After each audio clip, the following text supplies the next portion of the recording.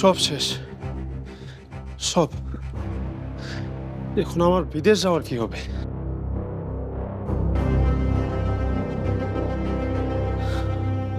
এতগুলো টাকা কোথায় পাবো এখন? মাথা ঠান্ডা করো পল্লব, এখন মাথা গরম করার সময় না। মাথা ঠান্ডা করে ভাবো কি করা যায়। তুই একটাও কথা বলবি না। আরে এত ভাবছো কেন? এখানে তো প্রায় 40 লাখ টাকার বেশি আছে, তাই না? যা টাকা আছে তাতে আমাদের হয়ে যাবে। আমাদের? তুই এখনো ভাবছিস যে তোকে নিয়ে আমি আমেরিকা যাব? তোর কি বিন্দু পরিমাণ লজ্জা নেই? আমাকে নিয়ে যাবে না মানে? তুই আবার প্রশ্ন করছিস? হ্যাঁ, এই যে ফয়েজ আলী, এই কিছুক্ষণ আগে হাটে তোর হাড়িটা ভেঙে দিয়ে গেল, তারপরেও তোর মনে প্রশ্নটা জাগে কি করে? হ্যাঁ, ভুল তো একটা হয়েছেই, কিন্তু সেজন্য কি আমি একাই শাস্তি পাবো? তুমি নিজে কি কোনো ভুল করোনি? কি কি ভুল? আমি তোমাকে মামার টাকা সরাতে বলেছি বলেই তুমি সরাবে? তোমার তো বাবা, তুমি একবার হিসাব করবে না? নিজের ঘরে কে চুরি করে জানো না? আবার আবার ব্ল্যাকমেল? শোন শোন মিথি, আমি না স্পষ্ট করে বলে দিচ্ছি, আমি তোকে নিয়ে আমেরিকা যাচ্ছি না। আমি এখন যাব এজেন্সিতে, টাকা দিয়ে টিকিট নিয়ে নিব। অকৃতজ্ঞ, তুমি একটা অকৃতজ্ঞ। শোন, আর যাই হোক, তোর মুখে এইসব কথা মানায় না। মিথি, মিথি,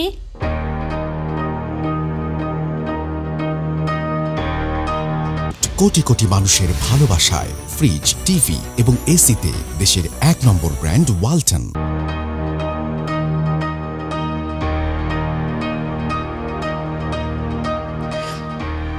আমি চলে যাচ্ছি রে মা। ভাবলাম যাওয়ার আগে তোদের সাথে একটু দেখা করে যাই।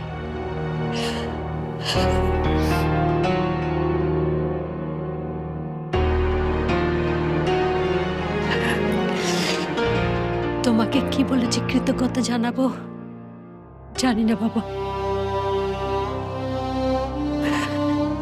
তুমি আমার স্বামীর ভিটা ফিরিয়ে দিয়েছো, আমার মেয়েটাকেও তাড়িয়ে দাওনি। আর কিভাবে যে তোমার কাছে মাপ চাইবো সেই তরিকাও আমার জানা নেই। পারলে তুমি আমাকে মাপ করে দিও বাবা। সব দোষ আমার, আমার ভুলের শাস্তি তুমি আমার মেয়েটাকে দিও না বাবা। মা,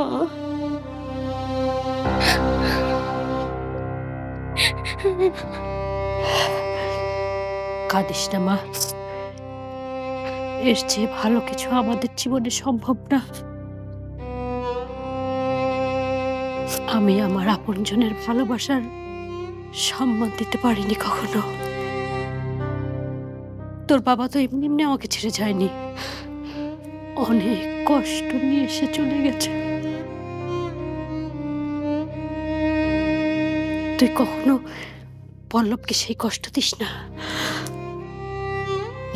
দুটো জীবন একসাথে থাকতে গেলে অনেক বাধা বিপত্তি আসে, কখনো কারো হাত ছাড়িস না।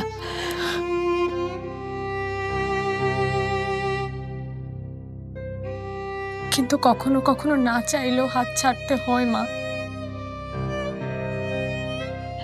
তোমার জামাই আমাকে ছাড়াই আমেরিকা চলে যাচ্ছে। ঠিক যেই ভয়টা আমি সারা জীবন পেয়েছি সেটাই সত্যি হতে যাচ্ছে মা। বাবা যেমন তোমাকে ছেড়ে চলে গেছে, পল্লবী তেমন আমাকে ছেড়ে চলে যাবে।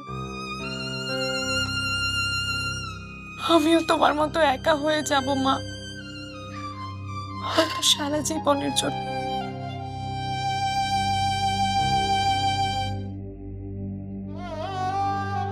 এত কিছুর পর কোনো কিছু নিয়ে তোমাকে আর অনুরোধ করার মতো মুখ নেই বাবা। তবে এতটুকু বলি, আমার মিথির কোনো দোষ নেই। আমার মিথি খারাপ মেয়ে না, আমি ওর ভিতরে লোভ ঢুকিয়ে দিয়েছিলাম।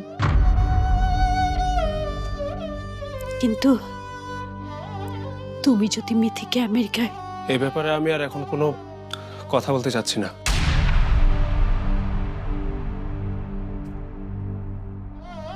ঠিক আছে বাবা, সব আমি মাথা পেতে নিলাম। এ সব কিছু তো আমারই পাওনা হওয়ার কথা। আমি চাই বাবা, জানি না আর কখনো দেখা হবে কিনা।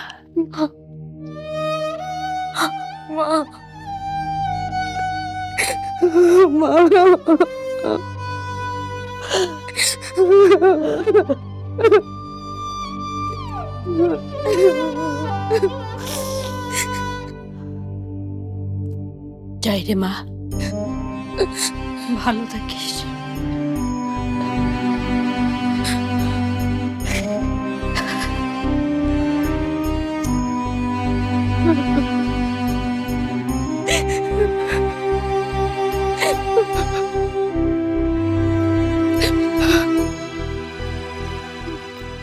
আমি একটু বেরোচ্ছি, এজেন্সিতে টাকাটা দিয়ে আসি। পল্লব,